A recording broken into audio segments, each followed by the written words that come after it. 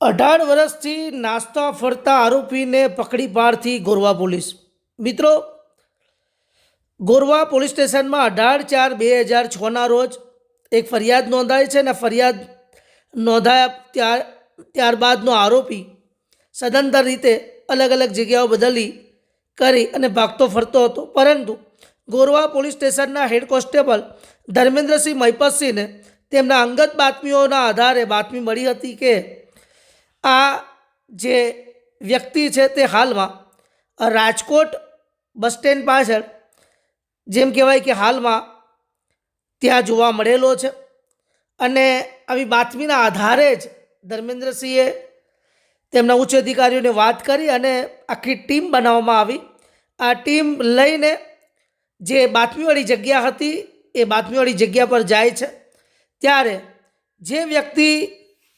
ત્યાં તેની પૂછપરછ કરવામાં છે, વ્યક્તિનું નામ હતું આનંદકુમાર જયકુમાર જોશી,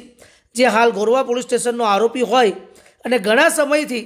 પોલીસ પકડથી બહાર હોય, પરંતુ સૂઝબૂછ સાથે ધર્મેન્દ્રસિંહને જે બાતમી મળી હતી તેમની સાથે આવેલા તમામ પોલીસ જવાન હોય કે અધિકારીઓ હોય, તમામ લોકોએ સૂચકતા દાખવીને આ આનંદકુમાર જયકુમાર જોશી જે રહે હાલ અલિયાવાડા શેખપાટ વાડી વિસ્તાર વોટર પાર્ક પાસે જામનગર, આમ 18 વર્ષ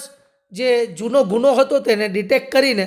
ગોરવા પોલીસ દ્વારા પોલીસ બેડામાં એક સરાહનીય કામગીરી